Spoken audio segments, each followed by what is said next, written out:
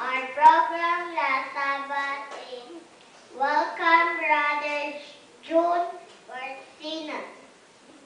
Opening song, All Day or of Rest and Gladness.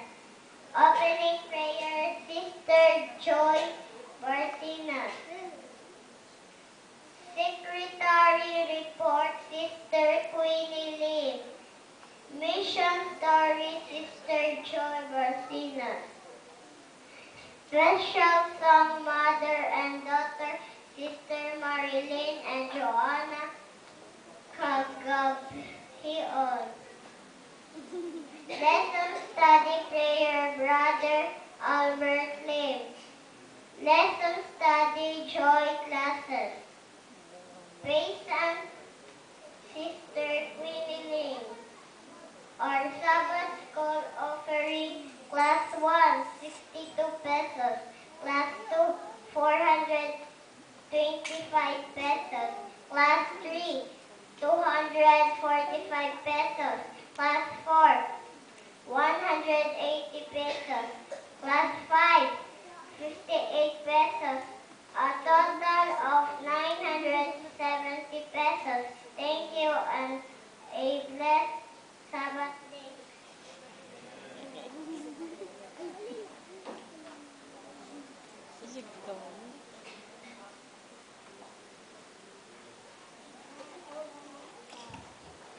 Good morning and happy Sabbath to all. The mission story today is to be entitled by the one who calls a giant for God. Their names may not be widely known, but there's work to follow them. Kiba mo mga itoon nga unsay mean ani? Usay makaingon mong tagod na mas maayo kung mailhan ta sa mga tao dili tungod kay dato ta. Gwapo ta o unsa pa mga dinha. Ang importante kay mahimduman ta sa mga tao tungod sa atong mga maayong na buhat.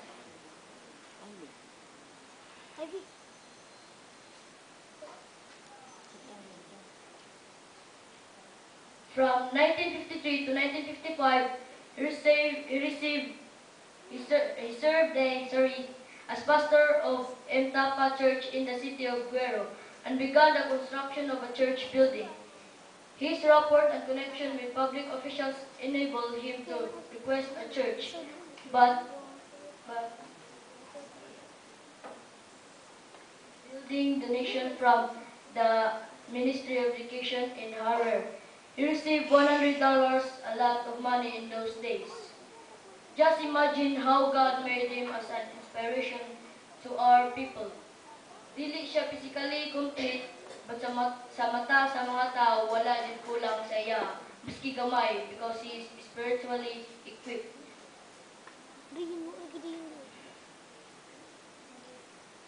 In his discouragement, he asked Donga to send him to Ningning school in the Zombre area.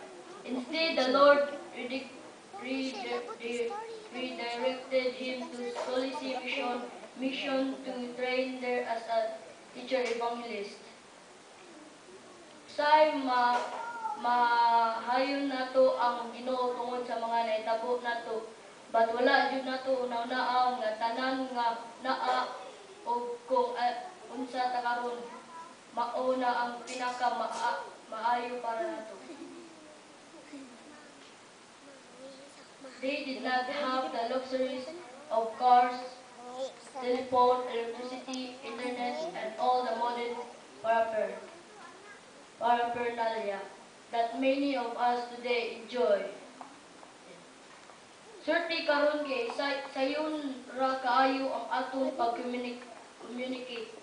Maski naa pa ka sa bukid na anay cellphone na pwede nimo madala for communication. But sila sa una, grabe jud kalisod. But wala jud sila ni give up and in fact, grabe kalig-on sa ilang pagtuo.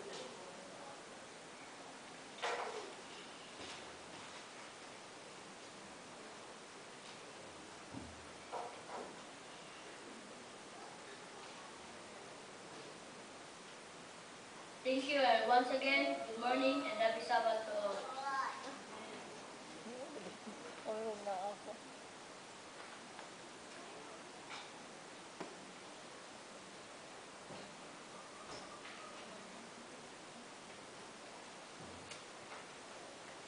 Good morning and happy Sabbath day to all.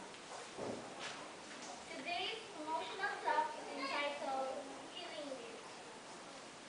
In what sense are the leaves of the tree of life mentioned in Galatians chapter 22, verse 2, used for healing of the nations?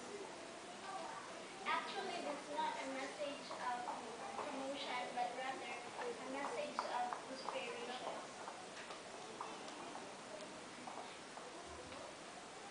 Since the verse you referred to describe the life in the New Jerusalem, I assume that you are concerned about the need for healing in the new earth. Good. Now, the truth, the biblical text does not directly answer your question. So in looking for an answer, if there is one, we will have to examine other texts and draw some conclusions, but first, let's look at leaves in the Bible. Leaves and more leaves.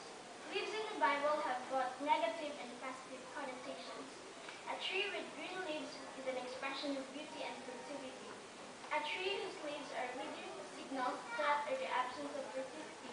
The withering of leaves represents the damage of sins in the flora, as well as on God's people. Green leaves are a symbol of prosperity and renewal of life, even of hope. The beauty of a tree with abundant foliage was a symbol of fertility and played an important role in Canaanite culture. Seeing damaged trees, yet they were still useful. In some cases, leaves could be medicinal. The leaves of a sycamore tree were used to dress wounds. Other biblical passages. Revelation, the New Jerusalem is described as a garden with abundant water and beautiful flora. The image of a garden has the purpose of alerting the reader concerning its connection with the narrative of the Garden of Eden. In both cases, we have abundant water and the tree of life. In the case of Eden, the tree of life is clearly associated with the perpetuity of human life. After sin, humans were barred from access to this tree. The tree of life was a symbol of healing. The connection between trees, leaves, and healing is found in Ezekiel chapter 47, 1-12. The prophet was a small stream of water flowing from under the threshold of the temple toward the east. Then to the south, the stream became a deep river those waters, which the Dead Sea, bringing life to it. On the banks of the river were many trees. Their leaves will not dry out. Every month they will bear fruit, and their leaves will be used for healing. In both Ezekiel and Revelation, the river flows from God's temple, and the leaves of the trees bring healing. In Ezekiel, there are many trees, but no tree of life. In Revelation, there appears to be only one tree located on both banks of the river. In both cases, we are taken back to the original condition of the earth. Ezekiel does not explicitly state the nature of the healing produced by the leaves of the tree. Healing in the New Jerusalem. The information we have gathered is helpful but does not clearly answer your question. We can affirm that in the New Jerusalem, nature is restored to its original beauty and fruitfulness. Leaves will never wither again. With respect to the tree of life, now God's people have access to it, and its leaves are for the healing of the nations.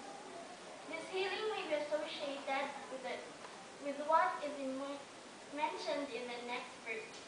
There will no longer be any curse.